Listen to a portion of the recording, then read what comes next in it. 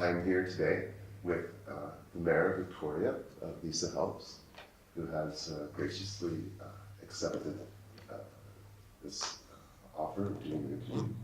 And I'd like to thank you very much for taking the time. Yeah, my pleasure. For being here. And I was just mentioning to her that she's an infamous company. This is only my second interview, Cheech and Chong being the other one. I'm very happy to be here, though, and to do this with you. And so I'm going to start by mentioning the visit that you paid to the Victoria Cannabis Buyers Club a few weeks ago now. And just wanted to ask you what your impression was of the facility. It was, I had no idea what to expect, and I know that you guys have been there for a long time doing the good work you do, and it was really great to have a tour.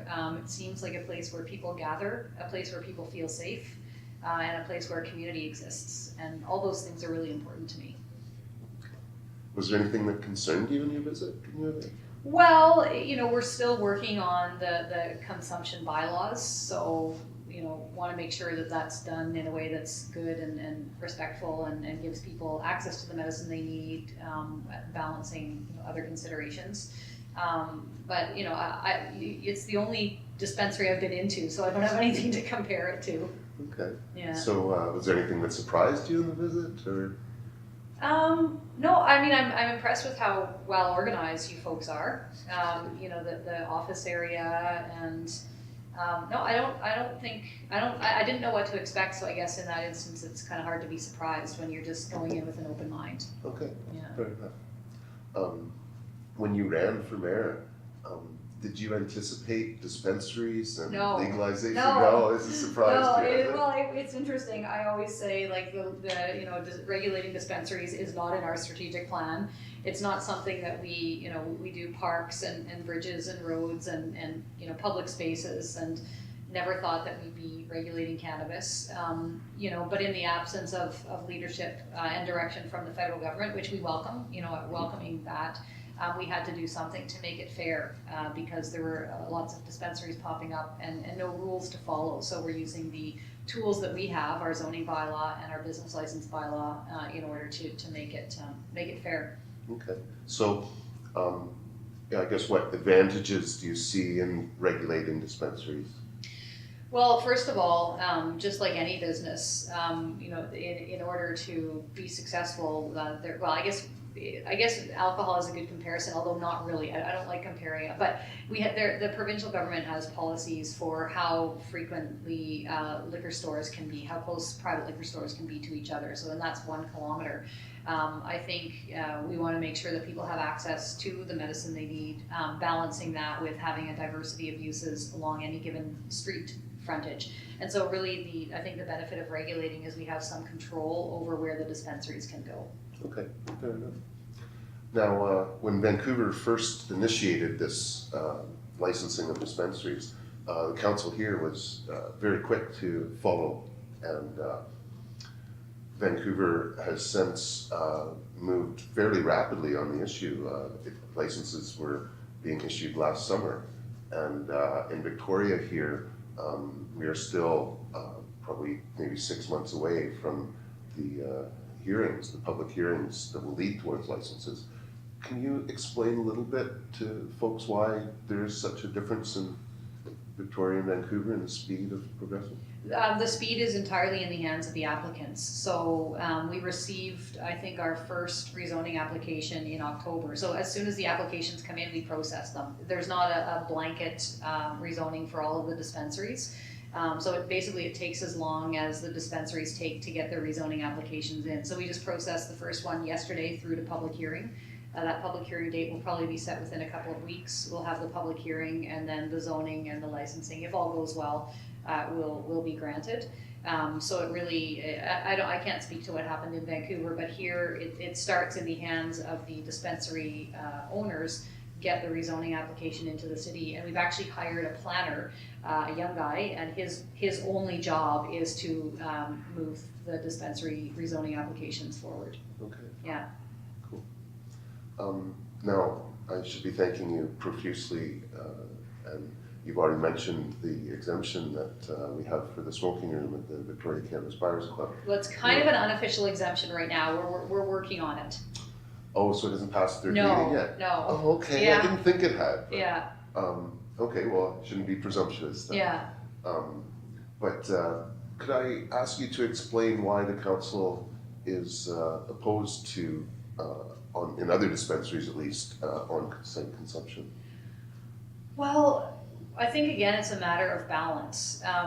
Your organization and the other nonprofit have been around for a long time. You're nonprofit societies, you're not businesses. And that's really important to me. I don't think people should have to pay to go and take medicine. Mm-hmm. That goes against everything we know about public health in Canada.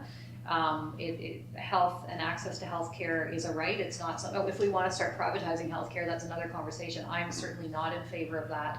And so what we're looking at is an exemption for nonprofit dispensaries that have been open.